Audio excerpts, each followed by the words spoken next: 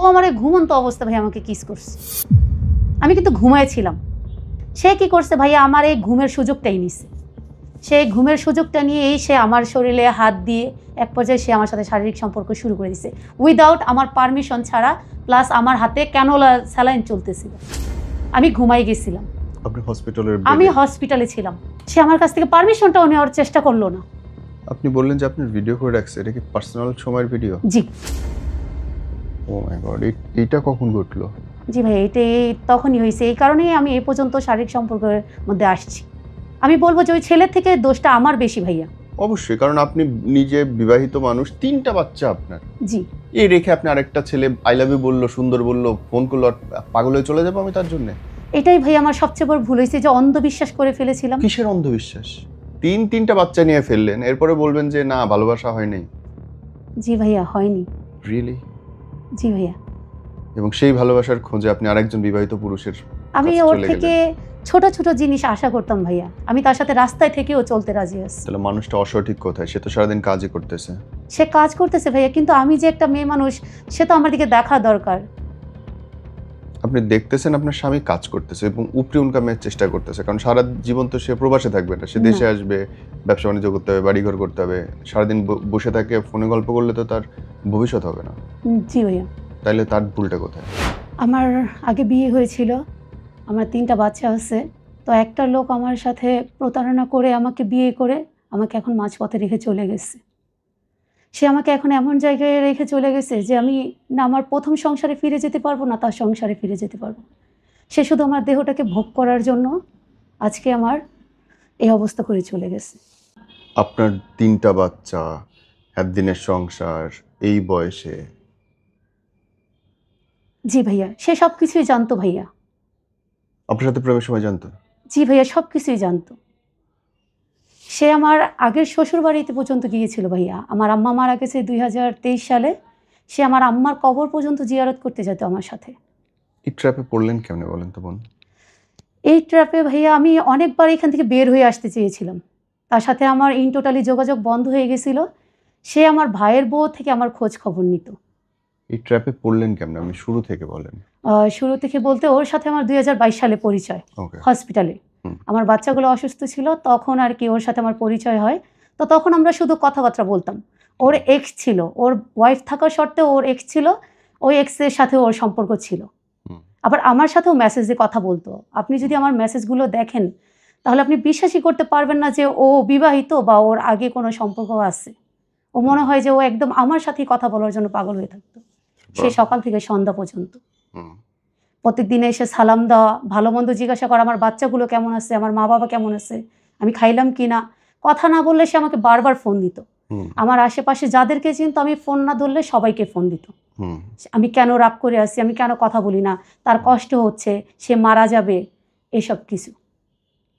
তারপর মানে একটা মেয়েকে ফাঁদে ফালানোর জন্য যা যা করা দরকার আছে ভাইয়া, সব কিছুই সে করতো। তখন আপনার স্বামী কই ছিলেন? আমার স্বামী বাহিরে ছিল, বিদেশে। জি। আপনার বাচ্চা নিয়ে আপনি একা থাকেন? আমি একা থাকতাম, আমার বাবার বাসায় থাকতাম, তারপর আমি বাড়িতে চলে যাই। কোথায় বাবার বাসা, কোন জেলা? আমার বাবার বাসা উত্তরাতে। ঢাকাতেই? মানে আপনি ঢাকাতেই থাকতেন? জি। ওকে, তারপর এর সাথে দেখা হলো কোথায় প্রথম? এর সাথে দেখা হয়েছে ভাইয়া হসপিটালে। আমি প্রথমে জানতাম না যে সে বিবাহিত। সে বিবাহিত? জি। ওকে, তারপর? এর বাচ্চা যখন হয় তখন আমি জানতে পারছি, এমনকি আমি সেটা সত্যতা যাচাই করার জন্য তার বাসায় গিয়েছিলাম। ওকে। তখন দেখলাম যে তার বাচ্চা আছে, তার বউ আছে। আমার কথা হলো ভাইয়া, আমি জানি যে আমার ঘরে সুন্দরী বউ আছে, বাচ্চা আছে, তাহলে আমি তাদেরকে রেখে কেন আমি আরেকটা মেয়ের পিছনে যাব? উল্টা প্রশ্ন তো আমি আপনারে করতে পারি। জি। আপনি একটা বিবাহিত নারী, আপনি কেন আরেকটা ছেলের পেছনে ঘুরতেছেন? আপনার কি অসুবিধা? আমার কোনো অসুবিধা ছিল না ভাইয়া। ওই যে বললাম, আমাকে বিয়ে দেওয়া হয়েছিল। দোষটা শুধু ছেলের কেন দিচ্ছেন? দোষটা তো সমান আপনারও। জি অবশ্যই। আমি বলবো যে ওই ছেলের থেকে দোষটা আমার বেশি ভাইয়া। অবশ্যই, কারণ আপনি নিজে বিবাহিত মানুষ, 3টা বাচ্চা আপনার। জি। এই রেখে আপনি আরেকটা ছেলে আই লাভ ইউ বললো, সুন্দর বললো, ফোন করলো, আর পাগল হয়ে চলে যাবো আমি তার জন্য? এটাই ভাই আমার সবচেয়ে বড় ভুল হয়েছে, যে অন্ধবিশ্বাস করে ফেলেছিলাম। কিসের অন্ধবিশ্বাস? যে সে আমাকে ভালোবাসে, সে আমাকে ছাড়া থাকতে পারবে না। সে থাকতে পারবে না, এটা তার সমস্যা। সে ভালোবাসে, এটা তার সমস্যা। আপনার সমস্যাটা কই? আমার সমস্যাটা ছিল ওই যে ভাই, আমি আমার প্রথম সংসারের মধ্যে ওরকম ভালোবাসা, সম্মান বা আমার জন্য কেউ মারা যাবে বা আমার জন্য সে সব কিছুই করতে পারবে, এইটা আমি পাইলাম না। এই জন্য মানে আপনার জন্য জামাই মারা গেলে আপনি খুশি হইতেন যে না আমি আমার জামাই ভালো জামাই পাইছি? না, কখনোই না। তাইলে কখনোই না ভাই। তাইলে আর কি প্রমাণ লাগবে? আপনাকে খাওয়াচ্ছে, পড়াচ্ছে, 3টা বাচ্চা হইছে আপনার, তারপরেও জামাই ভালোবাসে না বলতে চান? বললাম তো ভাইয়া, ওর সাথে আমার বিয়েটা হয়েছে আমার ফ্যামিলিগত ভাবে। যেমনি হোক 3টা বাচ্চা নিয়ে ফেললেন, এরপরে বলবেন যে না ভালোবাসা হয় নাই? জি ভাইয়া, হয়নি। রিয়েলি? জি ভাইয়া। এবং সেই ভালোবাসার খোঁজে আপনি আরেকজন বিবাহিত পুরুষের আমি কাছে ওর চলে থেকে গেলেন। ছোট ছোট জিনিস আশা করতাম ভাইয়া, যেটা ও কিরকম? হয়তো বা ব্যস্ততার কারণে ও মানে আমার দিকে খেয়ালই করতো না। কিরকম ছোট ছোট জিনিস আশা করতেন বলেন? যেমন ভাইয়া, ও আমাকে সময় দেওয়া। আমি অনেক সময় দেখা যেত কি ভাইয়া, আমি শাড়ি পরে বসে থাকতাম ওর জন্য, ও ভিডিও জি। কলে দেখবে, কথা জি। বলবে। উনি কোথায় থাকতেন? উনি সৌদিতে। সৌদি থাকতেন। সৌদি আর বাংলাদেশের সময়ের পার্থক্য কয় ঘন্টা? 3 ঘন্টা। 3 ঘন্টা। জি ভাইয়া। উনি কাজ থেকে ফিরতেন কয়টায়? উনি কাজ থেকে ফিরতেন ভাইয়া, আবার কাজে চলে যেতেন। তারপরেও আমি প্রথম 1-1.5 বছর ভাইয়া আমাদের খুব ভালো ছিল।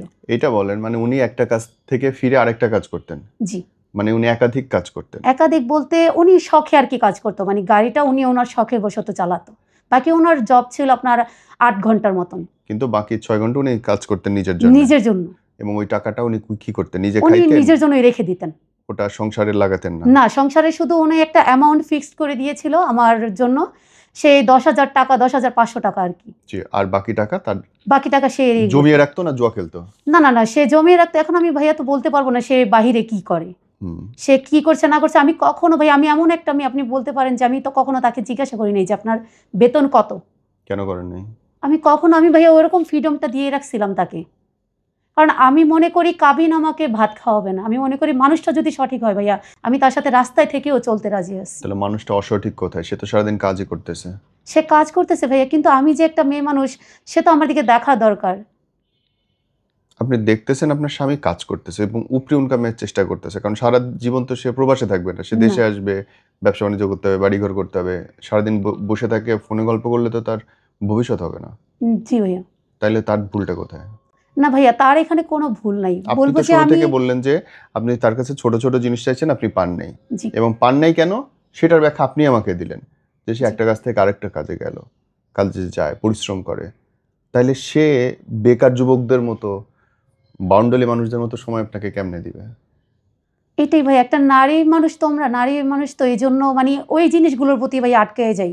আর আজকে ওই আটকায় যাওয়ার কারণ থেকে ভাই এত বড় ভুলটা আমার হয়ে গেছে। আপনার কাছে এটা মনে হতো না যে আমার জামাই তো পরিশ্রমই করে, আমাকে হয়তো একটু সময় এখন কম দিচ্ছে, কিন্তু আমাদের ফিউচারের জন্যই তো কাজ করতেছে, এটা মনে হতো না? হ্যাঁ ভাই, আমার প্রথম দিক দিয়ে আমার অনেক মনে হইতো। তারপর? যখন ও বাড়িতে আসতো তখনও ভাই ওর মানে অন্য মানুষদের কথা শুনে বেশি।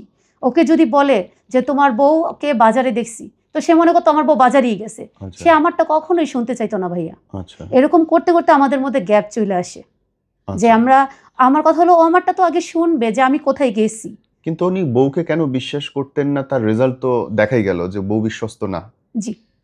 উনি তো ভুল সিদ্ধান্ত নেন নাই। উনি যে না। শুরু থেকে আপনাকে অবিশ্বাস করে, সে তো বুঝেই করে, এবং তার রেজাল্ট তো আপনি এখন নিজে। জি ভাইয়া। তাহলে উনার দোষটা কই এখানটায়? ওনার দোষ ছিল না ভাইয়া, কিন্তু আমি যেই আমি কেন খুঁটায় খুঁটায় প্রশ্ন করতেছি আপনি বুঝতে পারছেন? জি কারণ জি এই পরিস্থিতিগুলো আমি আপনি যেকোনো মোমেন্টে পড়তে পারি। একটা সাধারণ অবশ্যই মানুষ ভাইয়া, যে কেউ পড়তে অবশ্যই পারে। তার এই অবশ্যই। প্রশ্নগুলোর উত্তর থাকা দরকার। জি ভাইয়া। তারপরে বলেন, তার সাথে দেখা হইলো হচ্ছে আপনার হসপিটালে। জি। হসপিটালে দেখা হইলো কেন? হসপিটালে দেখা হয়েছে তখন ভাই আমার বাচ্চাগুলো অসুস্থ ছিল। আপনার বাচ্চাগুলো জি অসুস্থ ছিল, বা আপনি বেবি নিয়ে হসপিটালে গেছেন, সে আসছে দেখতে। জি। ওকে। তার সঙ্গে ইন্টিমেট হওয়া শুরু হইলো কখন থেকে বলুন? এটা হয়েছে ভাইয়া 22 সাল থেকে 23 সালের মাঝামাঝি পর্যন্ত আমাদের ওরকম শুধু নর্মালি কথা আর দেখাই হইতো। হুম। কিন্তু তার মেসেজগুলো দেখলে আপনি কখনোই বলতে পারবেন না যে তার বউ আছে, বাচ্চা আছে। মানে তার এক কথা হলো সব ইন্টেনশন। এমনও হয়েছে সে রাত জেগে জেগে আমার সাথে কথা বলতো। ওকে। আমি কি খাইলাম, আমার কি পছন্দ, আমার কোথায় যাওয়া ইচ্ছা, মানে আমার হবি কি। হুম। মানে একটা মানুষকে তার প্রেমে ফালানোর জন্য যা যা করা দরকার সে সব কিছুই করতো। হুম। মানে একদম তার মধ্যে কোনো খোদই ছিল না ভাইয়া। কি করতে একটু বলেন, মানুষ জানুক। এই যে সে বলতো যে খাইছো কিনা বা হুম। খাইছেন কিনা, এখনো খাও না কেন, তোমার শরীর তো অসুস্থ হয়ে যাবে। হুম। তুমি অসুস্থ হয়ে গেলে তোমাকে কে দেখবে? হুম। তোমাকে তো তোমার ফ্যামিলি দেখতে হবে। হুম। তুমি অসুস্থ হলে তো চলবে না, আমি আছি, আমাকে কে দেখবে? তারপর? তো এইসব কথা বলে ভাইয়া সে আমাকে মানে বোঝাতো যে আমি তার জন্য সবকিছু, হুম। বাকি মানুষরা তার জন্য কোনো ম্যাটার করে না। তার মা বাবা তার সাথে ওরকম ভালো সম্পর্ক না, তার ফ্যামিলির মানুষরা তাকে দেখতে পারে না। আচ্ছা, সে খুব কষ্টতে আছে, এমনকি তার ফ্যামিলির কেউ তাকে বোঝার চেষ্টা করে না, শুধু একমাত্র আমি বাদে। আচ্ছা, মানে আপনি তাকে বোঝার চেষ্টা করতেন? আমি তাকে একেবারে অনেক বুঝি, মানে আমার থেকে বেশি তাকে কেউ বোঝে না। আপনি কি এমন করলেন যাতে মনে হলো সে আপনি তাকে বোঝেন? সেটা ভাইয়া প্রথম দিক দিয়ে তো আমিও বুঝতে পারিনি যে আমি এমন কি করছি যে সে আমার ছাড়া থাকতেই পারবে না। এমনকি সে বিয়ের ডেট তারিখ পর্যন্ত ঠিক করে ফেলাইছে। মানে আপনি জানেনই না আপনার বিয়ের ডেট? হ্যাঁ, সে আমাকে বলতেছে আমরা ফেব্রুয়ারির 12 তারিখে বিয়ে করব। তখনও কি ভালোবাসা আই লাভ ইউ হইছে? জি ভাইয়া, বললাম তো, সে রাত জেগে আমার সাথে কথা বলতো, আচ্ছা, আবার সকালে এসে আবার তখন আবার কথা বলতো। ওকে। মানে তার বউ আছে, তাহলে এটা তো বোঝাই মুশকিল। এটাই তো বললাম ভাইয়া, আপনি যদি তার মেসেজগুলো দেখেন, আপনি বলতে বাধ্য হবেন যে তার সংসার সেটা মানে নাই, আমার সাথে সে সংসার করতো। হ্যাঁ, কারণ বিবাহিত মানুষের রাত 11টার পরে ফোনে পাওয়া যায় না। এটাই তো। আর সে রাত জেগে কথা বলতো ভাইয়া। তাহলে আমি ওই মানুষটার ফাঁদে কেন পড়বো না, বা ওই মানুষটার প্রেমে কেন পড়বো না, আমাকে বলেন। আমার দোষ আছে, আমি 100% মানছি। ওকে, আপনাদের মধ্যে শারীরিক সম্পর্ক কবে থেকে শুরু হলো? আমাদের শারীরিক সম্পর্ক, আমার বিয়ে হয়েছে ওর সাথে ভাইয়া নভেম্বরের মাসে। এর মধ্যে আপনি জামাইকে ডিভোর্স কেমনে দিলেন? এর মধ্যে ডিভোর্স দেওয়া হয়েছিল ভাইয়া, এটা 24 সালেই ডিভোর্স দেওয়া হয়েছে। হুম। কারণ আমি জানি যে অ্যাজ এ দুইজন মানুষকে নিয়ে তো আমি সংসার করতে পারবো না। আর ও যেহেতু আমাকে এরকম কথা বলছে যে যা হবার হবে আমি দেখে নিব, কিন্তু আমি তোমার সারা জীবনের জন্য পাইতে চাই, আমরা একসাথে থাকবো, বাকি যা হওয়ার হবে, দরকার হলে আমরা একসাথে রাস্তায় শুয়ে থাকবো, মানে যা কিছু করার আমরা একসাথে করবো, কিন্তু তারপর আমি তোমাকে ছাড়বো না, এটা বলছে সে। তো আমার কথা হলো, এই মানুষটা যেহেতু আমার জন্য এত কিছু করতে পারে, তার মানে সে আমার জন্য অনেক কিছু করবে, আমাকে কখনো মাঝ পথে ছেড়ে যাবে না। যেহেতু সে আল্লাহর কসম বললো, কোরআন শরীফ ধরলো, সে কখনোই আমাকে ছেড়ে যাবে না। দেন আমি ওকে বলি, ওর মাঝখান দিয়ে ওর সাথে আমার যোগাযোগ বন্ধ হয়ে যায় একটা যে কোনো একটা ঝামেলা নিয়ে। 2024 সালে কি ঝামেলা নিয়ে? ঝামেলাটা ছিল ওর বাড়িতে যাওয়া নিয়ে। ওর বাড়িতে গেছিলেন আপনি? না, ওর বাড়িতে আমি যাইনি। তাহলে? ওর বাড়ি অনেক দূরে। ঠিক আছে। কোন জেলায়? জেলাটা বলেন। জি, জেলাটা বলেন, শুধু থানা বলার দরকার নেই। ঠাকুরগাঁও। ওকে, হ্যাঁ। তো সেখানে আমি ওর বাড়িতে যাওয়া নিয়ে, বা ওর ওয়াইফকে মাঝখান দিয়ে তালাক দিয়ে দিছিল। ও আমাকে বলছে যে আমি আমার ওয়াইফকে তালাক দিয়ে দিছি। কত সালে বলছে? এটা 2024 সাল ছিল ভাইয়া। ওকে, হ্যাঁ। মানে এটা ছিল আপনার মার্চ মাসের কথা। মার্চে বলছে যে আমি আমার বউকে তালাক দিয়ে দিয়েছি। জি জি, তালাক দিয়ে দিয়েছি। কাগজ দেখতে চাইছেন? জি, পেপার কাগজ দেখতে চাইছেন? হ্যাঁ, আমি পেপার কাগজ দেখতে চাইছি। বলছে এখনো বের হয়নি, বের হলে আমি তোমাকে দেখাবো। আমি বলছি এটা তো আপনাকে অবশ্যই দেখাতে হবে। এখন আপনি জানেন যে আমার সংসার আছে, আমার বাচ্চা আছে, তখন ভাই আমি আমার হাজবেন্ডকে তালাক দেইনি। জি, আমি তালাক। আপনার এটা মনে হচ্ছে না বোন যে আমার জন্য আরেকটা মেয়ের সংসার ধ্বংস হইতেছে, আমি এটা হইতে দিব না? এটার জন্য ভাইয়া আমি আমার নিজেকে দাবি করব না, কারণ আমি যদি বলি, আমি ওর মতন কখনো ফোর্স করি নাই যে তুমি তোমার হাজবেন্ডকে তালাক দিয়ে দাও, কেন তালাক দিচ্ছ না, কেন তালাক দিচ্ছ না, আমি ওকে কখনো বলি নেই। আপনার ওনার বউকে তালাক দেওয়ার কথা আপনি বলছেন, একবারও বলছেন না? আমি কখন বলছি, আমি যখন সবকিছু জানাজানি হয়েছে বা দেখতেছি যে ওইখানেও থাকতে চাইতেছে, আমার সাথেও থাকতে চাইতেছে, তখন গিয়ে আমি বলছি যে ওকে তালাক দিতে হবে। কারণ আপনি যেহেতু আমার হাজবেন্ডকে আমার থেকে আলাদা করছেন, বা আপনি যেহেতু চাইছেন যে আমি আমার হাজবেন্ডকে তালাক দেই, আপনার কাছে চলে আসি, তাহলে তো আমিও তো এটা মানতে পারবো না। স্বাভাবিক। কারণ কোনো নারীই মানবে না। আমি ওই মহিলার কথা বলতেছি, আমি আমার কথা বলতেছি, কোনো নারীই মানবে না। উনি দিলেন হচ্ছে মার্চে। জি। আর আপনি কবে দিলেন? আমি দিছি ভাইয়া আগস্টে। March, June, July, September, October, November, December, August. Okay, আগস্টে আপনি দিলেন। জি, নভেম্বরে ওর সাথে বিয়ে হয় আমার। নভেম্বরে হলো বিয়ে? জি। তার মানে ফিজিক্যালি আপনারা বিয়ের আগে মেশেন নাই? না, কিন্তু ওর একটা খারাপ ব্যাড হ্যাবিট ছিল ভাইয়া। কি ছিল? ও মানে আমার একবার আমার কবর দেখতে গেছিলাম, আমার আম্মার কবর দেখতে গেছিলাম। সেখানে গিয়ে ও মনে করছে কি যে আমি ঘুমাই গেছি। ও আমার ঘুমন্ত অবস্থা ভাই আমাকে কিস করছে। আমি কিন্তু ঘুমাইছিলাম, আমি কবর দেখে আসতেছিলাম। ও মনে করছে আমি ঘুমাই গেছি, আমি বুঝতেই পারবো না। এটা ছিল বিয়ের আগে, ঠিক আছে। আমি কখনো ওর হাতটা ধরে বলতে পারবো না যে আমি ওর হাত ধরছি বিয়ের আগে, কারণ আমি চাই না, আমি এটা কখনোই চাইবো না। আমি চাই যে তোমার সাথে আমার যা হবে বৈধভাবে হবে, আমি তোমার সাথে কোনো অবৈধভাবে কোনো কিছুই করবো না। তো সেইটার ভাইয়া আমার বললাম তো, আমার সরলতার সুযোগ নিচ্ছে সে, যে বুঝতে পারছে যে আমি কিছুই করবো না, তার প্রতি আমি অনেক উদারতা, কারণ যেই ভালোবাসার জন্য আমি আমার প্রথম জায়গাটা ছেড়ে দিয়ে আসছি, এখন ওর যেহেতু আমাকে ভালোবাসা দেখাইছে, আমি ওর জন্য একদম সবকিছু করতে পারবো। আর আমি করছিও ভাইয়া, ওর জন্য এমন কিছু নাই যে আমি করি নাই। অনেক কিছুই করছি। কি কি করছেন সেটা আমি আসবো, আগে বিয়ের স্টোরিটা বলেন। তো ওর সাথে আমার বিয়ে হয় নভেম্বরে। এই যে ডিভোর্সটা দিচ্ছেন, আপনার হাজবেন্ড জিজ্ঞেস করলো না বা মানুষের কাছে বলা লাগলো না যে কেন আমি ডিভোর্সটা দিচ্ছি? এটা ভাইয়া ও জানতে পারছে যে আপনাদের রিলেশন হয়েছে? জি ওকে। জি ভাইয়া, এটা ও জানতে পারছে। কারণ এটা এখন একটা পুরুষ কখনোই চাইবে না যে আমার স্ত্রী যখন আরেকজনের সাথে তার সবকিছু এ টু জেড হবে, সে আরেকজনের সাথে রিলেশনে থাকবে। কোনো হাজবেন্ড কোনো ওয়াইফই মেনে নেবে না। না ভাইয়া, এটা ভুল বলতেছেন। এটা আমি বিশ্বাস করি না। আগে বিশ্বাস করতাম, কিন্তু এখন বিশ্বাস করি না। কারণ যেই মহিলা দেখতেছে তার হাজবেন্ড আপনার কোরআন শরীফ ধরে তালাক দিছে, এখন আমি লিখিতভাবে দেই, সেটা হলো ভাইয়া সামাজিকভাবে, কিন্তু আমি মুখ দিয়ে যখন তালাক বললাম কোনো দাম নেই, সেটার কোনো ইয়ে আছে? সেটা জানার পরেও তারা সংসার করতেছে। ওইটার কোনো দাম নেই। মুখের কথাই তো বিয়ে হয় না বাংলাদেশে, বিয়ে হয় কাগজে। হ্যাঁ, সো মুখের কথায় তালাকও হয় না বাংলাদেশে। কিন্তু ভাইয়া ইসলাম বলতে একটা কথা, ইসলামে অনেক কিছু আছে যেটা নাজায়েজ। ইসলামে হইলে আপনার হাজবেন্ড আরো 4 খান বিয়ে করতে পারবে, আপনি একটা শব্দ করার অধিকার রাখেন না। কিন্তু অর্ধেক ইসলাম মানবেন, অর্ধেক ইসলাম মানবে না, তা হইতে পারবে না। জি জি জি ভাইয়া, সো আমার যেটুকু সুবিধা আমি শুধু সেটুকু মানবো, এটা ভন্ডামি। হ্যাঁ। এনিওয়ে, পরের টু কোশ্চেন। বিয়ে হইলো হচ্ছে নভেম্বরে? জি ভাইয়া। হ্যাঁ, তো নভেম্বরে বিয়ে হওয়ার পরে তার সাথে আমি কোনো শারীরিক সম্পর্কে যাইনি। কেন? কারণ আমি তখনও আমার তার প্রতি, ঠিক আছে, তাকে আমি বিশ্বাস করতেছিলাম, কিন্তু আপনি বিয়ে করে ফেলেছেন মনে হচ্ছিল, কারণ সে বিয়ের মধ্যে এখানে একটু ঘামতি রাখছে। সে আমাকে কুমারী দাবি করছে এবং নিজেকেও কুমার দাবি করছে। সেও বিবাহিত না, আমিও বিবাহিত না। আমি তাকে প্রথমেই বলে রাখছিলাম যে আপনি কাজের কাছে গিয়ে সবকিছু সত্যি বলবেন, কারণ আপনি খুব ভালো করে জানেন আমি কিন্তু আপনার কাছ থেকে কোনো কিছু লুকাইনি। ওর সাথে ভাই আমার বাচ্চাদেরও ছবি আছে। ওর ফ্যামিলি মনে করে যে আমি ওকে ঠকাইছি, ও জানতোই না যে আমার বিয়ে করছি, আমার বাচ্চা আছে। আসলেই সত্যি কথা, আমার ফ্যামিলি সবাই জানতো। তারপরে বলেন। তো বিয়ের মধ্যে ও এখানে মেকশিওর করছে যে ও বিবাহিত না, আমিও বিবাহিত না। আমি ওকে বললাম যে আপনি কাজের কাছে গিয়ে সম্পূর্ণ সব সত্যি কথা বলবেন। সে যদি বলে যে বিয়ে হবে তো হবে, আর যদি না হয় তো হবে না।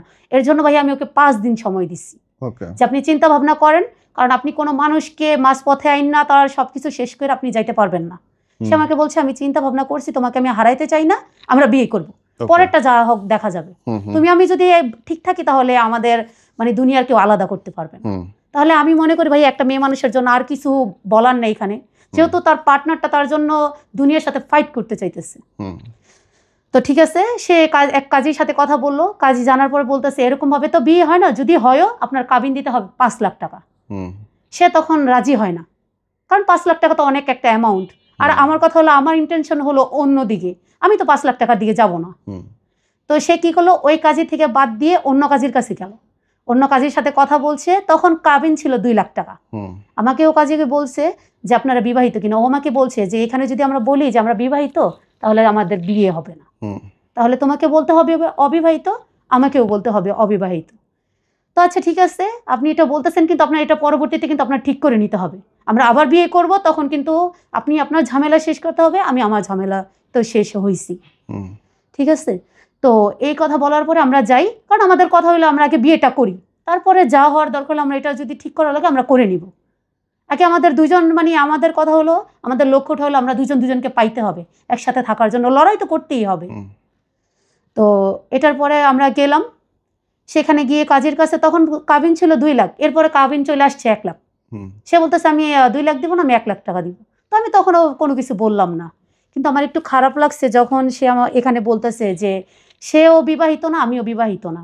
এগুলো যখন লেখা ছিল তখন আমাকে কাজী যখন জিজ্ঞাসা করছিল তখন আমি বলছি যে হ্যাঁ আমি বিবাহিত না। সে এখানের মধ্যে একটা প্রতারণা করছে। তারপরে থেকে যখন সে ভাইয়া 1 লাখ টাকা কাবিন দিল, আমার মাথার মধ্যে এটা একটু মানিয়ে আসছে যে সে যেহেতু আমাকে এখানে 1 লাখ টাকা দিয়েছে, তার মানে সে আমার সাথে প্রতারণা করতে পারে, অবশ্যই করতে পারে। নয়তো সে 1 লাখ টাকা কাবিন কখনোই দিত না, কারণ 1 লাখ টাকা আমি কোথা থেকে যদি লোন বা কিস্তি তুলে আমি অনায়াসে দিয়ে দিতে পারবো। বা এখন যে আইনটা হয়েছে আমি যেটা জানলাম যে কিস্তিতেও নাকি বউয়ের কাবিনের টাকা দিয়ে দেওয়া যায়। সঠিক। আর আমার কথা হলো ভাই আমি কাবিন নিয়ে কখনোই পড়ে থাকবো না, কারণ যে মানুষটাকে আমি মন থেকে ভালোবাসি, যার জন্য আমি এত কিছু কইরা চলে আসছি, সে যদি না থাকে আমি তার কাবিন 1 লাখ টাকা দিয়ে কত বছর চলতে পারবো? তো আমি এটা বললাম যে ঠিক আছে, কাবিন আমার কাছে ম্যাটার করে না, আপনি ঠিক থাকলে তো সব ঠিক। কারণ আমি যেহেতু আমার সব কিছু ছেড়ে দিয়ে আসছি, আমার রেপুটেশন, আমার মা বাবা ভাই বোন, আমি সব কিছু ইয়ে করে চলে আসছি আপনার জন্য। কিন্তু আমার একটাই কথা, আপনি আমাকে ঠকাতে পারবেন না, কারণ আপনি জানেন যে আমার মা নেই। তো সে আমার বললো আমি কখনোই তোমাকে ঠকাবো না, আমি জান দিয়ে দিব, তারপর আমি তোমাকে কখনোই ঠকাবো না। আমি ওর থেকে যতবার আলাদা হইতে চাইছি ততবারই ও আমার সাথে এরকম করছে। এমনকি ভাইয়া ওর সাথে আমার 4 মাস যোগাযোগ রাখি নাই। বিয়ের পরে? বিয়ের আগে 4 মাস যোগাযোগ রাখি নাই। বিয়ের পরের কাণ্ডটা বলেন, আপনি বিশ্বাস করা শুরু করলেন কখন? না ভাইয়া, এখানে বিয়ের পরের আগে এটাই ছিল আর কি। আমি তার সাথে 4 মাস যোগাযোগ রাখি নাই, আমি টোটালি ভুলে গেছিলাম তাকে। সে কি করতো, আমার ভাইয়ের বউর কাছ থেকে ফোন দিয়ে আমার খোঁজ খবর নিত। মানে সে যে আমার সাথে যে কথা বলতো, আমার অনেকবার কথা বলার চেষ্টা করছে, আমার মোবাইলে ফোন দিত, মেসেজ দিত, আমি সেগুলো রিপ্লাই করতাম না, কারণ আমি চলে আসছি, আমি তোমার কাছে আর ফিরে যাব না। কারণ তুমি বারবার আমার সাথে ধোকা দিবা, ধোকা দিয়া দিয়া চলে যাইবা, এই ঝামেলা ওই ঝামেলা হবে বলবা তুমি, এগুলো তো আমি বারবার মাইনা নিতে পারবো না ভাইয়া। কারণ আমার সংসার আছে, আমার বাচ্চা আছে, আমি তো এগুলো ছেড়ে দিতে পারবো না তোমার জন্য। তুমি পরবর্তীতে ঠিক হয়ে যাবে, আমার সবকিছু নষ্ট হয়ে যাবে। আমার ভাইয়ের বউর কাছে ফোন দিয়ে জিজ্ঞাসা করতো ও কেমন আছে, ও খাইছে কি না, ও ভালো আছে, ওর শরীর ঠিক আছে। আমার ভাইয়ের বউ আবার আমাকে জিজ্ঞাসা করতো আপু আপনি কেমন আছেন, ভালো আছেন, কিন্তু ও যে বলতো সেটাও আমাকে বলতো না, যে উনি জিজ্ঞাসা করছে আমাকে আপনি কেমন আছেন। এটা আমি জানতে পারছি বিয়ের পরে, যে আমি তো ওর থেকে খোঁজ খবর নিতাম তোমার। তো বিয়ের পরে ওর সাথে আমার কোনো শারীরিক সম্পর্ক হয়নি। ও এখানে ভাই আমার সাথে একটা খারাপ কাজ করছে। খারাপ কাজ বলতে, ওর কারণে আমি বিয়ের পরে আর কি 2 মাস আমাদের মধ্যে কোনো কথাবার্তা হতো, দেখা হইতো, কিন্তু আমার মধ্যে শারীরিক সম্পর্ক হয়নি। তো ওর কারণে ওর সাথে ঝামেলা করার পর আমি বলছি যে আমি কাবিননামার কাগজ উঠাবো, আমরা আলাদা হয়ে যাব, কারণ আমি আপনার এইসব ঝামেলা নিতে পারবো না। আপনার এই প্যারা 2 দিন পর পর আপনি আমাকে প্যারা দিবেন, ছেড়ে চলে যাবেন, এগুলো তো আমি নিতে পারবো না। তার চেয়ে ভালো আমরা আলাদা হয়ে যাই, বিয়ে যেহেতু হয়েছে সমস্যা না, আমরা আলাদাও হয়ে যেতে পারবো, যেহেতু আমাদের মধ্যে কোনো শারীরিক সম্পর্ক হয়নি। সে কি করলো, ঠিক আছে চলে দাও, আমাকে বিয়েতে যা যা দিছিল, শাড়ি, চুড়ি, একটা নাকের ফুল, আর বাকি যা যা মানে নর্মাল জিনিসগুলো সেগুলোই দিছে আর কি, বেশি ওরকম বেশি কিছু দেয়নি। আমি ওইগুলো নিয়ে ভাইয়া সন্তুষ্ট ছিলাম। আমি কোনো কিছুই বলি নাই তাকে যে শাড়ি এমন কেন, এটা এমন কেন, আমার তো পছন্দ হয়নি, আমি পরছি, ঠিক আছে। তো আমি এগুলো তাকে ফেরত দিয়ে দিই, তার অফিসে গিয়ে আমি তার এগুলো ফেরত দিয়ে দিই। এমনকি আমি কাজে থেকে কাবিননামার কাগজ উঠাই নিয়ে আসি, আমরা আলাদা হয়ে যাব। সে তখন ভাইয়া এটা নিয়ে ইস্যু শুরু করে দিছে যে আমি তাকে ঠকাইতেছি, আমি তাকে প্রতারণা করছি, মাঝপথাই না তাকে এইভাবে বদনাম করে আমি তাকে ছেড়ে দিছি। সে আমার উপরে এরকম আরোপ লাগাইতেছে, আল্লাহ আমাকে কখনোই মাফ করবে না, এটা এটা বললো। তো আমি বলছি সমস্যা না, আল্লাহ আমাকে মাফ যদি না করে, না করুক, সমস্যা নাই, আমরা আলাদা হয়ে যাব। তোর সাথে কথা এগুলো কাটাকাটি হওয়ার পরে, এটা হলো ভাইয়া ডিসেম্বরের 31 তারিখের রাত্রের কথা। আমি 40টার মতন ঘুমের ওষুধ খাই। বাসায় খাবার ছিল না? বাসায় খাবার ছিল, কিন্তু আমি কোনো খাবার খাইনি, আমি কান্নাকাটি করে। ওষুধ কেন খেলেন? ওই যে ওর জন্য যে কষ্ট পাইছি, সে আমার সাথে এরকম করে। যাকে এত বিশ্বাস করে আমি হাত ধরলাম, সেই যদি আমাকে এসব ধরনের কথা বলে, তাহলে মানে আমার কি দরকার আছে?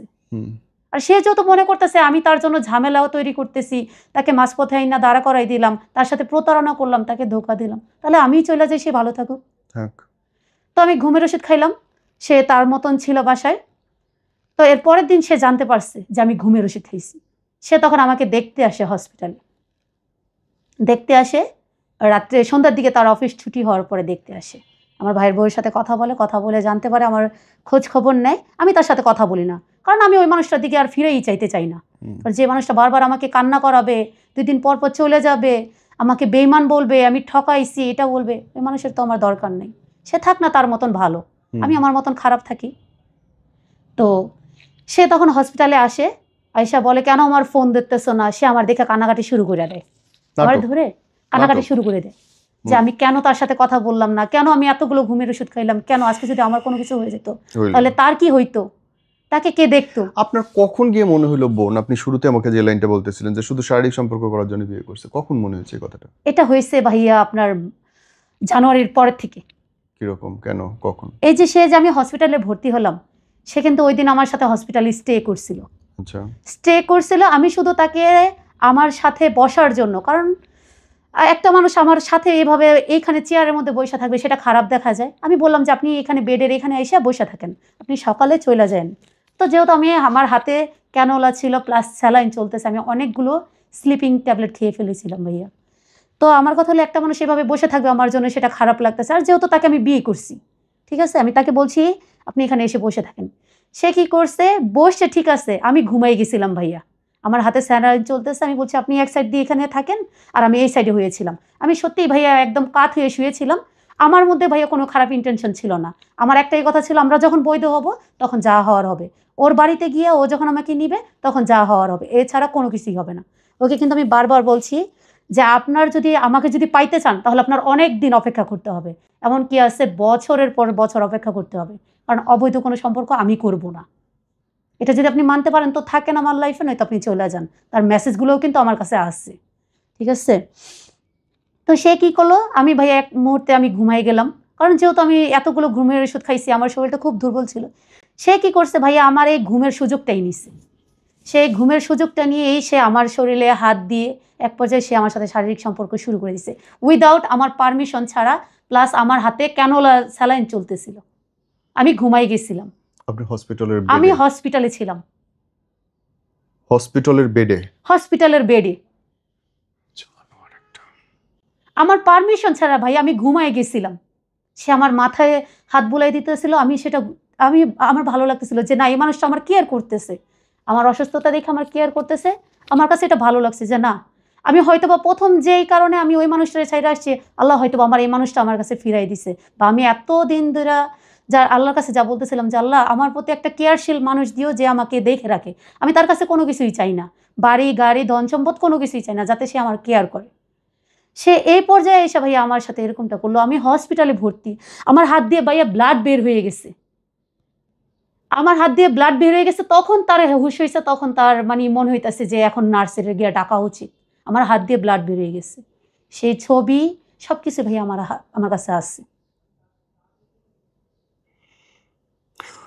তারপরে গিয়ে নার্সকে ডাক দেয় যে আপু একটু আসেন, ওর হাত দিয়ে ব্লাড বের হয়ে গেছে। এখন আমি তো নার্সকে বলতে পারি না যে আমার হাত থেকে কেন ব্লাড বের হয়েছে, অনেকটা রক্ত, বেডের মধ্যে রক্ত ভরে গেছিল। আমার জামাই, সে আমার কাছ থেকে পারমিশনটাও নেওয়ার চেষ্টা করলো না।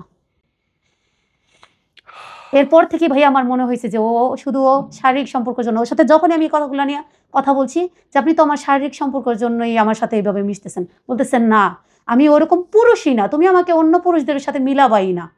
তুমি যদি মনে করো তোমার আগের হাজব্যান্ডের মতন বা আগের পুরুষদের মতন যে হ্যাঁ তারাই শুধু শারীরিক সম্পর্ক করার জন্য তোমার কাছে আসছিল, আমি এরকমটাই না। আমি তোমার শুধু মনটা দেখছি, তোমার ভালো ব্যবহারটা দেখছি, তোমার দেহটা দেখি নাই। এটাই ভাই আমার সবচেয়ে বেশি হাসি পাইতো। আর এটাই নিয়ে আমাদের মাঝে মধ্যে ঝামেলা হইতো যে আপনি তো কথা বলতেন এরকম, কিন্তু এখন তো কাজে কর্মে মিল না। তখন আমার সাথে রাগ দেখাইতো ভাইয়া যে তুমি এটা কি বলতেছো, তুমি এটা কেন বলতেছো, তুমি আমার অন্য ছেলেদের সাথে মেলাও কেন। আমি কিন্তু ওরকম পুরুষ না ভাইয়া, একদম মানে যারা এই ধরনের পুরুষ তাদের সুন্দর একটা লজিক আর ডায়লগ হলো তুমি কিন্তু সবার সাথে আমাকে মেলাবা না, আমি কিন্তু অন্য পুরুষদের মতো না, আমি তোমার জন্য লড়াই করতে পারবো। তুমি যদি চাও আমি আমার ফ্যামিলি বাদ দিয়ে দিব, কিন্তু ঘুরে ফিরে তখন সেই নারীটাকেই বাদ দেয়, ফ্যামিলিটার কাছেই থাকে। সে এটা করার পরে আমি তার সাথে আমার মনটা খুব ছোট হয়ে যায় ভাইয়া, কারণ সে আমাকে হসপিটালে থাকা অবস্থায় সে আমার সাথে এরকমটা করছে। তো রীতিমতো দর্শন করছে আপনি? এটা ভাইয়া দর্শনই, কারণ সে আমার পারমিশন কখনোই নিত না। তার সাথে যতবারই আমার শারীরিক সম্পর্ক হয়েছে সে আমার পারমিশন নেওয়ার চেষ্টা করতো না। একটা পুরুষ কি কখনো ভাইয়া পারে তার ঘরে ওয়াইফ বাচ্চা রাখছে, ঠিক আছে আছে, তাহলে তুমি যদি তোমার বউ বাচ্চা নিয়েই থাকতে চাও, তুমি যদি তোমার বাচ্চার লাইফটাই দেখতে চাও, তাহলে তুমি তোমার ওয়াইফের সাথে সম্পর্ক করবা, তুমি অন্য একটা মেয়ের সাথে কেন সম্পর্ক করবা? ওই মেয়েটারও যা আছে, এখন একটা খোলাখুলি কথা বলতে গেলে ওই মেয়েটার যা আছে তোমার ওয়াইফেরও তা আছে, বরঞ্চ ওই মেয়েটার আগে তোমারও ওয়াইফ আসছে। তুমি তার সাথে তুমি শেয়ার করো যে আমার চাহিদাটা কিন্তু বেশি, তুমি ফুলফিল করতে পারতেছো না, হয়তো বা তুমি ফুলফিল করো, নয়তো আমরা আলাদা হয়ে যাই, তুমি আগে তার থেকে ঝামেলা শেষ করবা। এখানের মধ্যে ঝামেলা আছে ভাইয়া, ও আগের ওয়াইফ থেকে যৌতুক নিছিল, যৌতুক নিয়ে বিয়ে করছে, 12 বছরের একটা মেয়েকে বিয়ে করছে। ওই মহিলার মার ভাষ্য মতে যে ওই মহিলার বয়স 12 বছর ছিল তখন তার সাথে বিয়ে দিছে, এমনকি তারা যৌতুক নিছিল। এই কারণে তাকে ছাড়তে পারে না। কি অমানবিক! ছাড়বেই কেন? নিজের সংসার কেন ছাড়বে? এটাই তো, সে নিজের সংসার ছাড়ে নাই তো, সে আমাকে ধ্বংস করে দিচ্ছে। এটা এবং দোষ তার না, কমপ্লিটলি আপনার দোষ। অবশ্যই আমার দোষ। মানুষ 10টা কথা কইতেই পারে, পটানি দেওয়ার চেষ্টা করতেই পারে, আমি পটে যাব, আমি চলে যাব, আমি তুরতুর করে গিয়ে তার সামনে দাঁড়ায় পড়বো, সংসার ছেড়ে 3টা বাচ্চা ছেড়ে, এটা ইম্পসিবল, এটা হইতে পারে না। তারপরেও তাকে আমি বারবার বলছি যে আপনি আজকে যা করলেন এটা পাপ হইছে। বলে কেন পাপ হইছে? আল্লাহ চাইছে বিদায়, কিন্তু আমরা আর হাজব্যান্ড ওয়াইফের রিলেশনে তার আপনার ক্ষেত্রে অনুমতি নেওয়ারও দরকার পড়ে না। আপনি এত ইসলাম কথা বলেন, ইসলামের অনুমতি নেওয়ার দরকারও পড়ে না। না ভাইয়া ঠিক আছে, কিন্তু তারপরও ভাইয়া ইসলাম কিন্তু বলে না যে তুমি তার পারমিশন ছাড়া বা অসুস্থতার মধ্যে তুমি তার সাথে শারীরিক সম্পর্ক শুধুমাত্র করো। পিরিয়ডের সময় নিষেধ করা আছে, হ্যাঁ এছাড়া ভাইয়া, যেমন তারপরও করে ইচ্ছে আমার যেতে পারে। মনের বিরুদ্ধে গিয়ে করাও কিন্তু এক ধরনের ধর্ষণই।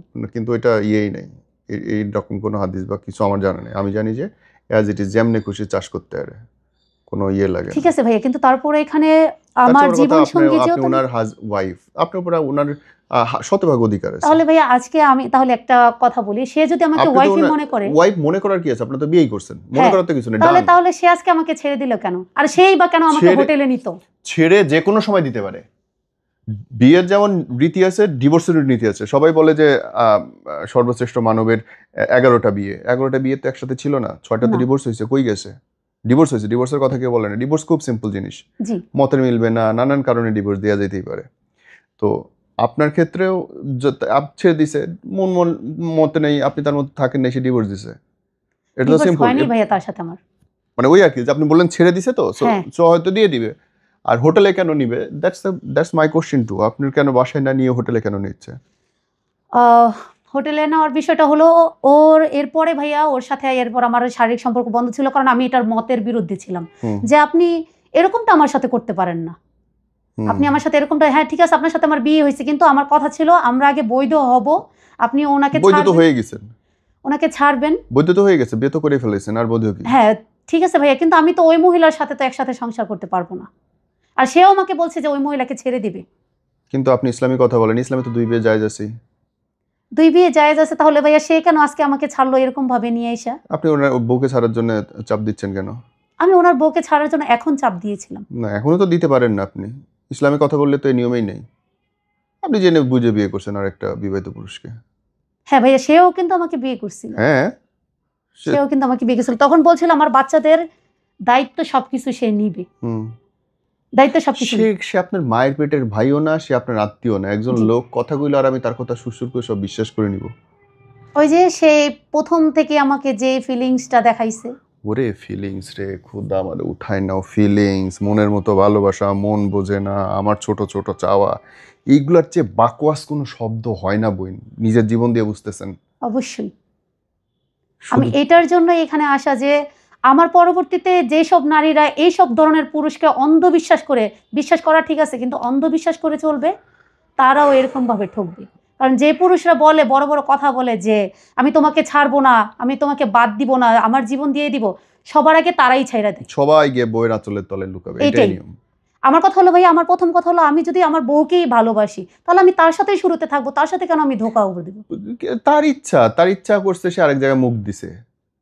আমি খাবার দেবো কিনা সেটা তো আমার ইচ্ছা। জি ভাইয়া, আপনি ওরে দোষ দেওয়ার আগে 100 বার আগে নিজের কথা নিজের দোষ। অবশ্যই ভাই, আমি আমার নিজের দোষ। একটা ছেলে, একটা পুরুষ মানুষ, সে চাইতে পারে 100 জায়গায়। আমি কি 100 জন মেয়েকে আমি খুলে দেবো নাকি? তাহলে ওনার যতটুকু দোষ 100 জনের সমান দোষ হবে। অবশ্যই ভাই, আমার এখানে দোষ আছে। বোন, তো তারপরে ও আমার খালার বাসায় যায়, আমার খালার সাথে পরিচয় করায়। বিয়ের পরে? জি। কারণ আমি চাচ্ছিলাম যে এটা। আপনি আমাকে সমস্যার মানে একদম লাস্ট পর্যন্ত বলেন যে এখনকার অবস্থাটা কি দাঁড়াইছে এবং কেন দাঁড়াইছে? এখনকার অবস্থাটা ভাইয়া দাঁড়াইছে যে গত মাসেই আমার বার্থডে ছিল, ঠিক আছে? আমার বার্থডের পরেই আর কি, বার্থডের সময় ও আমাকে ওইখানে নিয়ে যায়। কোনখানে নিয়ে যায়? হোটেলে। আপনাদের যতবার মিলন হয়েছে হোটেলে? হ্যাঁ। আপনারা কোনো বাসা নেন? না, বাসা নেয়নি। আপনার খরচ কে দিচ্ছে? খরচ বলতে ও আমার ধরেন আমি যেখানে পড়াশোনা করতাম সেখানে খরচটা দিত, এরপর আর কোনো কিছুই না। মানে আপনার তাহলে থাকা খাওয়া বাচ্চাদের মানুষ করা কি হচ্ছে? এটা আমার বাবার বাসায়। এই কি কাণ্ড! হ্যাঁ। মানে আপনি ডিভোর্স নেওয়ার পর থেকেই আপনার বাপ মা চালাইতেছে? জি। এটা কোনো কথা? বললাম তো ভাই, আমি ওই পর্যায়ে থাইকাও তার সাথে আমি এ পর্যন্ত আসছি। ও মাই গড। আমার ভাই কিন্তু ওকে দেখছিল, ওকে মারছিল পর্যন্ত, ওরা বলছিল যে সইরা যাওয়ার জন্য, কিন্তু তারপরেও ভাইয়া ও তখন ও সইরা যায় নাই। ওরা একসাথে করতে বলবে কেন? দোষ তো আমার পক্ষের। আমি আমার বউ বা আমার হাজবেন্ড বা আমার বোনের সাথে প্রেম করলে আমি ওই লোকটা তো করবো না, আমার বোনরে বুঝাবো। ওরা কেন আমি মারতে যাবো? ওকে, ও বাইরের লোক, বুঝাবে আপনারে, ওরা তো বোঝানোর কিছু নেই। না ভাইয়া, ওকে ওইখানে বোঝাইছে বা ওকে বলছে যে তুমি সইরা যাও। বুঝাইনোরই বিপক্ষে আমি। ওরা কেন বুঝাবে? বুঝাবে আপনারে, আপনার ভাই আপনারে বুঝাবে, ওরা কেন বুঝাবে? তো ওকে বোঝানোর পরে ভাইয়া ওকে ছেড়ে দিচ্ছে যে ভাই তুমি আর আইসো না, ওর ফ্যামিলি আছে, ওর বাচ্চা আছে, ওর মতন থাকবে, ওকে আমরা দেখবো, তুমি তোমার মতন থাকো।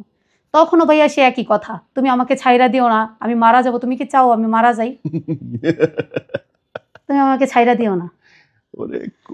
মানে সে ভাইয়া মানে রীতিমতো ব্ল্যাকমেল, একদমই ব্ল্যাকমেল। তুমি আমার যদি ছাইরা দাও আমি এখনই বিষ খাইয়ে মারা যাব। তুমি যদি আমাকে ছাইরা দাও আমি ট্রেনের তলে পড়ে যাব। আমার কি? আমি অনেক সময় বলছি যে হ্যাঁ আপনি আলাদা হয়ে যান, আপনি আপনার মতন চলে যান, আমি আমার মতন চলে আসি। কারণ এরকম ভাবে হয় না, কারণ আপনি আমার ওইখানে নিয়ে যেতেছেন, আমার লাইফটা কিন্তু কখনো আমি ওই জায়গায় পা রাখি নাই। আজকে আমি আপনার কারণে ওই জায়গায় পা রাখছি। আপনি যদি আমাকে ঠকান তাহলে আপনি চিন্তা করতেছেন যে একটা মেয়ের জীবন আপনি ধ্বংস করে দিতেছেন। ওর কথা ছিল আমি মারা যাব, আমি তোমার হাত ধরে বলতেছি, আমি ওই এক খোদার কসম খেয়ে বলতেছি আমি মারা যাব, তারপরও আমি তোমাকে ছাড়বো না। ছাড়েনি তো, এখন তো ডিভোর্স দেয় নাই। না, তাহলে তো ঠিক আছে। সে দিতেও পারবে না। কেন দিবে ভাইয়া? কারণ সে ওই ডিভোর্সের বিয়ের কাবিননামার মধ্যে সে অবিবাহিত লিখছে। তাহলে তো এই বিয়ের কাগজের কোনো দাম নেই। সে কাগজের দাম নেই, কিন্তু সে এখানে তো এটার জন্য তো সে কেস খাবে, কারণ তোমার বউ আছে অলরেডি। কেস পোক্ত হবে না, আপনিও মিথ্যা লিখছেন। জি ভাইয়া, কেস পোক্ত হবেই না। আমি এটা সে যে আমার সাথে এরকম প্রতারণাটা করছে, তার এই প্রতারণাটা হয়নি ভাইয়া। অন্ততপক্ষে সে আমার বাচ্চাগুলোর দিকে তাকানো দরকার ছিল, সে আমাকে বোঝানো দরকার ছিল যে দেখো আমরা যা করতেছি হয়তো এটার কোনো ভবিষ্যৎ থাকবে না, তুমি হয়তো পাগলামি করতেছো। কার বাচ্চার দিকে? আমার। তাহলে আপনার বাচ্চা আপনি বুঝলেন না, সে বুঝবে কেন? আমার বাচ্চাও ছিল, তার বাচ্চার কথাও সে চিন্তা করে নাই। তার বাচ্চা তো সে চিন্তা করছে, সে তো এখনো তার বউ বাচ্চাকে ডিভোর্স দেয় নাই। হ্যাঁ তো সে ঠিক আছে, সে ঠিক আছে, কিন্তু সে আপনার আমাকে বাচ্চার দিকে আপনি তাকাইলেন না, সে কেন দেখতে যাবে? কি আজীব কাণ্ড! আপনার বাচ্চার ফিউচার আপনি নষ্ট করলেন, একটা ডিভোর্সি ফ্যামিলির মধ্যে ফেলে দিলেন, ব্রোকেন ফ্যামিলির মধ্যে বাচ্চা ফেলে দিলেন, পড়ালেখা খাওয়া দাওয়া কোনো কিছু ঠিক নাই। আপনার বাচ্চারা আপনি আগুনে ফেললেন, সে কে? সে পানি ঢালার কে? সে সবসময় বলতো যে আমি ওদেরকে ওদের বাবার থেকেও বেশি ভালোবাসা দেখাবো। আমি বলতাম এটা কখনোই হয় না। আপনের চেয়ে পর বড় হয়ে গেল। এক গাছের বাকল কি ভাইয়া অন্য গাছে লাগে? কোনোদিন লাগে না। আমারে তারপরও দাবি করে বলতো যে তুমি দেখো আমি ওদেরকে ভালো শিক্ষা দিয়ে বড় করব। আমি যদি না করতে পারি তুমি আমার আয়েশা বইলো। বললাম পরে কি লাভ হইলো? এখন আমি ওরে যখন জিজ্ঞাসা করলাম যে আজকে আপনি আপনার বাচ্চাটার দিকে খেয়াল করলেন, আমার 3টা বাচ্চার জীবন কেন নষ্ট করলেন? ওর বাচ্চা তো না, ও কেন খেয়াল করবে? পরে আমাকে বলতেছে তুমি আগের ফ্যামিলিতে চইলা যাও। ঠিকই তো বলছে। আমাকে ডিভোর্স করাইয়া তার সাথে ঝামেলা করায়, এমনকি আমার ওই হাজবেন্ডের ফোনের মধ্যে তার বিয়ের আমার কাবিননামার ছবি পাঠাইছে। এবং দেখেন খারাপ লাগবে বোন, কিন্তু এটা সত্যি কথা, যে মেয়ে 3টা বাচ্চা জামাই রেখে অন্য একজনের কাছে ভেগে যেতে পারে, কোন আল্লাহ দিয়ে আপনার বিয়ে করবে? আপনি 2 দিন পরে ভেগে আরেকজনের কাছে চলে যাবেন। ওর চেয়ে কেউ বেশি টাইম দেবে, ওর চেয়ে কেউ বেশি আপন কথা বলবে, ওর চেয়ে কেউ পুতু প্রেম করবে, আপনি তার কাছে চলে যাবেন। অবশ্যই। কেন বিশ্বাস করবে আপনাকে? বিশ্বাস করার কারণ নাই তো। শুধু আপনাকে বলতেছি না, এই কথাগুলো যারা দেখতেছে সবগুলো মেয়েকে বলতেছি বোন, নিজের ঘর নিজের জামাই যত ডিস্টার্ব থাকুক তারে সারানোর পথ করা যায় চাইলে। সম্পর্ক ঠিক করা যায় না এরকম কোনো সমস্যাই আল্লাহ তৈরি করে নাই যেটার সমাধান নেই। শুধু ধৈর্যটা লাগবে। বোন আমরা শেষ করতে চাই। শেষে যদি আপনি যারা দেখতেছে তাদের জন্য কিছু বলতে চান। আমি অবশ্যই এটা বলতে চাই যে মানুষকে বিশ্বাস করা ভালো, কিন্তু অন্ধবিশ্বাস করা ভালো না। সঠিক। তার বউ বাচ্চা যখন জানতে পারছে তখন সে আমাকে বলে আমরা আলাদা হয়ে যাওয়াই ভালো, আমাদের কোনো ফিউচার নেই, আমাদের কোনো কিছুই নেই। জি। তো আমি অবশ্যই সবাইকে উদ্দেশ্য করে একটা কথাই বলবো, মানুষকে আমরা বিশ্বাস করব ঠিক আছে, কিন্তু আমি মনে করি অন্যর সংসার বা অন্য পুরুষেরকে বিশ্বাস করার আগে নিজেকে বিশ্বাস করা দরকার যে আমি পুরুষ মানুষ ছাড়া থাকতে পারবো। সঠিক। কারণ মানুষ এখন মানুষকে প্রতিনিয়তভাবে ঠকাচ্ছে, তাকে ব্ল্যাকমেল করে, তাকে তার থেকে টাকা পয়সা চেয়ে যে তুমি যদি আমার সাথে সম্পর্ক না করো তোমার এই ভিডিও আমি ভাইরাল করে দিব। কারণ যুগটাই ভাইয়া এরকমই। সঠিক। আপনাদেরকে ভিডিও করে রাখছে। জি। আমি সবাইকে শুধু একটা কথাই বলবো যে তোমরা বিশ্বাস করবেন বা আপনারা বিশ্বাস করবেন সবাই, কিন্তু অন্ধবিশ্বাস করবেন না কোনো পুরুষ মানুষকে। আগে তার বিষয়ে যাচাই করবেন, তার বিষয়ে জানবেন, তার ফ্যামিলির সাথে কথা বলবেন, তার A to Z তার আশেপাশে প্রতিবেশী যা আছে সবাইকে জিজ্ঞাসা করবেন যে এই মানুষটা আমার সাথে এই কথা বলছে, আমি কি তাকে বিয়ে করতে পারবো কিনা বা সে আমার জীবনসঙ্গী হইতে পারবে কিনা। কারণ কোনো একটা সংসার ভাঙার আগে 10 বার ভাববেন যে আমি যে আমার সংসারটা ভাঙতেছি ওই পুরুষটা আমার কাছে থাকবে কিনা, বা তার যে কথাগুলো সেগুলো সে রাখতে পারবে কিনা। মানুষ কথা দেয় সুন্দর মুহূর্তের জন্য, সারা জীবন একসাথে থাকার জন্য না। এটা ভাই আমি আমার নিজের জীবন থেকে উপলব্ধি করতে পারছি। আপনি বললেন যে আপনার ভিডিও করে রাখছে, এটা কি পার্সোনাল সময়ের ভিডিও? জি। ও মাই গড, এইটা কখন ঘটলো? জি ভাই, এটাই তখনই হয়েছে, এই কারণেই আমি এই পর্যন্ত শারীরিক সম্পর্কের মধ্যে আসছি। মানে ওই যেদিন সেন্সলেস ছিলেন সেদিনে? না, এরপরে। আপনার সম্মতিতে ভিডিও করছে? জি না ভাইয়া, আমার সম্মতি নিয়ে না। তাইলে আমি জানতামই না সে যে ভিডিও করছে। কেমনে করলো? আমি ভাইয়া আসলেই জানি না। ওইটা গোপন ক্যামেরা করছে? জি গোপন ক্যামেরায়? আমি ভাইয়া সেটা বলতেই পারবো না। আমি যখন দেখছি তখন অবাক হয়ে গেছি। আপনি অ্যাঙ্গেল দেখে বোঝেন না যে এই জায়গাটা এইটা ছিল ওই ঘরের? অন্ধকার ছিল ভাইয়া, হ্যাঁ শুধু একটু একটু লাইট দিয়ে দেখা যাচ্ছিল। হ্যাঁ। সে যে আমাকে কিস করতেছে, আমি তার সাথে যে ছিলাম। ও মাই গড। মানে আপনাদের হাজবেন্ড ওয়াইফের পুরো সময়টা ভিডিও করছে সে মিলিত হওয়ার? পুরা সময়টা ভিডিও করে নাই, তাই না? কিছু জিনিসগুলো সে মানে কিছু জিনিস আপনারা দেখাইছে? জি। আমি তো করছে পুরো। তো কেন যাবে একটা মেয়ে আরেকটা পুরুষের কাছে এইভাবে? যেহেতু আমি প্রথম দিক দিয়ে মানে কি একটা ভিডিও করছে না আরো করছে? আমাকে শুধু একটাই দেখাইছে। মানে আরো আছে? ও মাই গড। সে আমাকে বলতো কি আমার ওয়াইফ আমাকে ওইরকম ভাবে দিতে পারে না। জি ভাইয়া, হাস্যকর বিষয় আপনি জানেন। আমি যে একটা পুরুষ মানুষ, আমার যে চাহিদাটা আমার ওয়াইফ সেটা ফুলফিল করতে পারে না। তুমি ফুলফিল করছো, তুমি পারছো, আমি তোমার উপরে সন্তুষ্ট। এগুলো সবকিছু আমার কাছে আছে ভাইয়া, প্রমাণ। চিন্তা করছেন? সে আমাকে জিগায় সে ভালো নাকি আমার আগের হাজবেন্ড ভালো ছিল, মানে ওইসবের ক্ষেত্রে কে বেস্ট ছিল আর কি। আসলেই স্পিচলেস। সে যেভাবে চাইতো তার ওয়াইফ সেভাবে পারতো না, এই কারণে তাদের মধ্যে মনমালিন্য। সে আরো কয়েকটা মেয়ের সাথে রিলেশন ছিল তার ওয়াইফ থাকা অবস্থায়। আমি শুধু একা ছিলাম না, আরো কয়েকটা মেয়ে ছিল। আর এসে বলতো অন্য পুরুষদের মতন আমি না, আমাকে কখন অন্য পুরুষদের সাথে মিলাবা না। তুমি যদি চইলাও যাও আমাকে ধোকা দিয়া, দরকার হলে তোমাকে মার্ডার করব, তোমার ফ্যামিলির মানুষদেরকে মার্ডার করে ফেলাবো। মানে কি কথা দেখছেন? আমাকে পাওয়ার জন্য সে আমার ফ্যামিলির মানুষকে মার্ডার করতেছে। সিনেমা দেখে বেশি বেশি। মানে কি যে ডায়লগগুলো, কি যে কথাগুলো ছিল। আমি সবচেয়ে বেশি অবাক হয়েছি কখন গিয়া, যখন সে আমাকে এই কথাগুলো বলল যে আমার ওয়াইফের কাছ থেকে আমি যতটুকু আশা করছিলাম ও আমাকে দিতে পারে না। মানে এর পরের বেশি করতে গেলে ও কান্নাকাটি করতো, এরকম এরকম করতো, মানে ও দিতে চাইতো না এটা সেটা। এজন্য আমার ওর সাথে বনে না। আবার বলতো যে আমি কোরআন শরীফ কসম খেয়ে বলতেছি, আমার বাচ্চার কসম খেয়ে বলতেছি, আমি নভেম্বরের পর থেকে আমি ওই মহিলার হাতও পর্যন্ত ধরি না। অথচ ওই মহিলার কাছে গিয়ে আমার কথা বলে যে আমি কোরআন শরীফ ধরে বলতেছি ওই মহিলার সাথে আমি যোগাযোগ রাখবো না। সে এদিক দিয়েও ভালো রাখছে, সে এদিক দিয়েও ভালো রাখছে। ধর্মগ্রন্থ ছুঁয়ে মানুষ সবচেয়ে বেশি মিথ্যা বলে। এনিওয়ে, পুরোটা বুঝতে পারছি বোন। আমি দোয়া করি আল্লাহ আপনাকে এই বিপদ থেকে উদ্ধার Plus করুক, জীবন ঠিক করে দিক। তার চিকিৎসা, তার খাবার দাবার যা কিছু আছে ভাইয়া, আমি টাকা সবকিছু দেখতাম। টাকা পয়সাও আপনি দিচ্ছেন? অবশ্যই দিতাম। আপনি করতে পারতেন? আমি কোত্থেকে দিতে বলতে আমার গয়না ছিল ভাই, আমি সেগুলো বিক্রি গয়না করছি। কে দিছিল? ওকে একবার দিছিলাম 25,000-এর মতন। গয়না কে দিছিল আপনারে? ওইগুলো ছিল আমার মা দিছিল আমাকে। শুধু মা দিছিল না জামাই দিছিল? না, জামাই শুধু কাবিন দিয়েছিল ভাইয়া। মানে মার দেয়া গয়নাগুলো জি বেচছেন? জি জি, ওইগুলা মায়ের দিয়ে ছিল, আমিও কিছু করছিলাম। আপনি করতে করছেন? আমি জমায় জমায় করছি। কি কাজ করতেন আপনি তখন? আমি তখন কোনো কিছু করতাম না। তাহলে যে আমার কিভাবে ঈদের জানেন? সময় আসলে জামা কাপড়ের জন্য টাকা দিত। মানে জামাইয়ের টাকা আপনি বয়ফ্রেন্ডের উপর খরচ জামার করছেন? টাকা ছিল, কারণ যে টাকা প্লাস আপনি আমার বাবা জমাইছেন, মা, আমার মা দিত আমাকে বেশি। বুঝছি, কিন্তু আমার 1 আম্মা টাকাও মারা যদি যাওয়ার পর থাকে থেকে ভাইয়া জামাইয়ের আমার টাকা। লাইফটা মানে একটু নড়বড় হয়ে গেছে। আর বুঝতে ওর পারছি আপনার বিষয়টা প্রবলেম। জানার পর থেকে ভাইয়া আমার বাবা আমার থেকে মুখ ফিরিয়ে নিছে। স্বাভাবিক। আমার স্বাভাবিক। ভাইদের কাছে আমি চরিত্রহীন হয়ে গেছি, আমার স্বাভাবিক। ফ্যামিলির মানুষদের কাছে আমি খারাপ হয়ে গেছি। স্বাভাবিক। আপনার জামাইকে আরেকটা বিয়ে করে ফেলছে এখন? ও মেয়ে দেখতেছে, বলতেছে বিয়ে করবে।